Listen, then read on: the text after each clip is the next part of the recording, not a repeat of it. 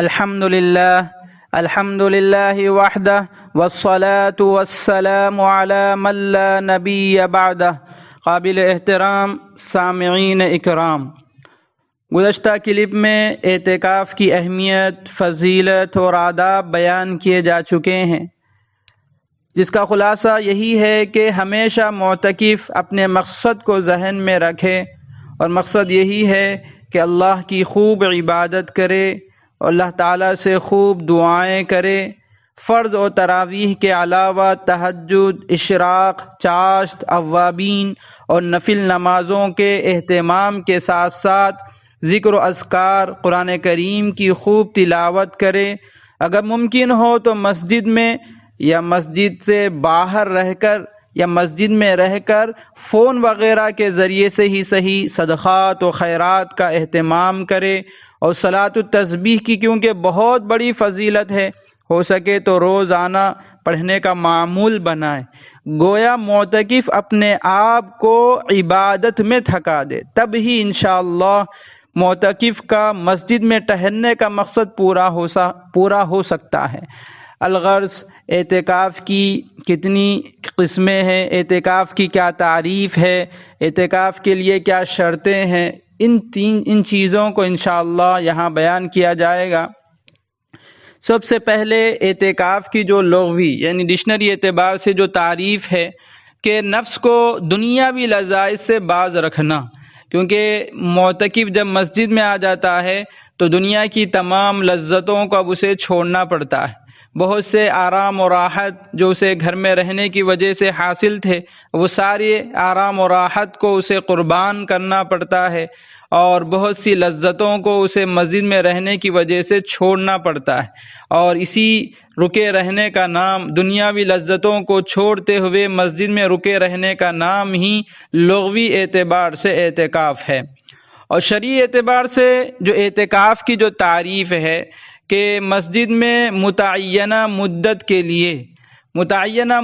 لیے کا مطلب یہ ہے کہ 9 دن یا پھر 10 دن، چاند کے اوپر منحصر ہے کہ جیسے ہی وہ 29 کا ہو تو 9 دن، اور اگر 10 دن ہے تو پھر وہاں اگر 30ویں دن نظر آ جائے تو وہاں پھر معتکف کو 10 دن مسجد میں اعتکاف کرنا پڑتا ہے۔ تو بہرحال مسجد میں متعینہ مدت کے لیے ثواب کی نیت سے ٹھہرے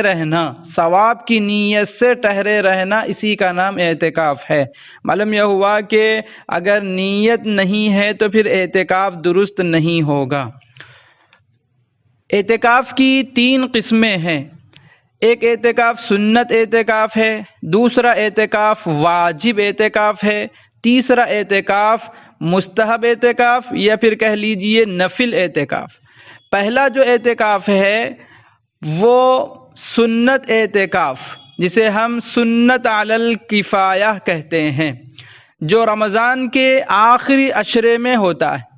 آخری عشرے کا جو اعتکاف ہے اسی کو سنت علی الکفایہ کہتے ہیں۔ یعنی سنت علی الکفایہ کا مطلب بھی سمجھ لیجئے کہ محلے میں اگر ایک شخص بھی اعتکاف کر لے تو سب کے ذمے سے ادا ہو جائے گا، ورنہ سب سنت کے چھوڑنے کے گنہگار ہوں گے۔ اور سنت اعتکاف جو رکھا جاتا ہے وہ کب سے شروع ہوتا ہے اور کب ختم ہوتا ہے وہ بھی ذہن میں رکھیں کہ رمضان المبارک کی 20 تاریخ کو سورج کے غروب ہونے سے کچھ دیر پہلے اعتکاف شروع ہو جاتا ہے، اور عید کا چاند نظر آنے تک جاری رہتا ہے۔ چاہے عید کا چاند 29 کا ہو چاہے 30 کا ہو، اس وقت تک 9 یا پھر 10 دن مسجد میں رہنا، یہ سنت علی الکفایہ اعتکاف کہلاتا ہے۔ نمبر 2، واجب اعتکاف۔ یہ نظر ماننے کی وجہ سے لازم اور ضروری ہو جاتا ہے۔ نظر کا مطلب منت ماننا۔ مثال کے طور پر کوئی شخص کہے کہ اگر میرا فلاں کام ہو گیا تو میں اتنے دن کا اعتکاف کروں گا، تو نظر کے لیے روزے کے ساتھ کم از کم 1 دن کا اعتکاف ضروری ہوتا ہے۔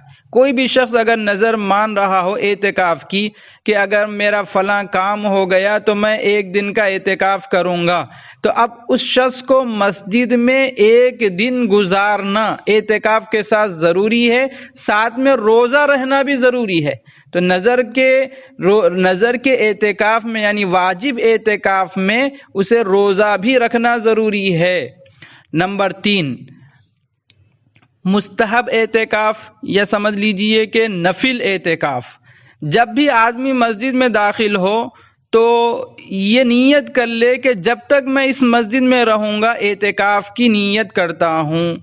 اس اعتکاف میں وقت اور روزے کی کوئی پابندی نہیں ہے۔ نفل اعتکاف میں نہ روزے کی پابندی ہے اور نہ ہی وقت کی پابندی ہے، بس جب بھی وہ آ کر یہ نیت کر لیتا ہے کہ جب تک میں مسجد میں رہوں میرا اعتکاف ہے، تو اس وقت تک وہ اعتکاف میں ہی شمار ہوگا، اور جیسے ہی وہ مسجد سے باہر چلا جائے تو اس کا اعتکاف خود بخود ختم ہو جائے گا۔ تو یہ چند مسائل تھے جو اعتکاف کی تعریف اور اعتکاف کی قسمیں اور اس کے ایسے ہی اعتکاف کی شرطوں کو بھی ذہن میں رکھ لیں۔ اعتکاف کے کیا شرائط ہیں، کیونکہ اعتکاف کے شرائط پائے جائیں گے تبھی ہمارا اعتکاف صحیح ہوگا۔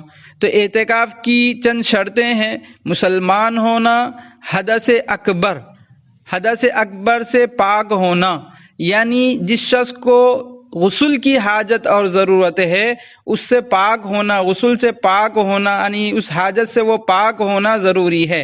حدث اکبر سے پاک ہونا، حیض و نفاس سے پاک ہونا، عاقل ہونا، اور ایسے ہی نیت کرنا اور مسجد جماعت میں ہی اعتکاف کرنا ضروری ہے۔ یہ چند شرائط ہیں، ان شرائط کے پائے جانے کے بعد ہی اعتکاف صحیح اور درست ہوگا، ورنہ اعتکاف درست نہیں ہوگا۔ دعا فرمائیں اللہ تعالی ہم تمام کو اعتکاف کرنے کی توفیق نصیب فرمائے، اور جن لوگوں نے اعتکاف کا ارادہ کیا ہے اللہ تعالیٰ ان کے ارادوں کو قبول فرمائے۔ وآخر دعوانا ان الحمد للہ رب العالمین۔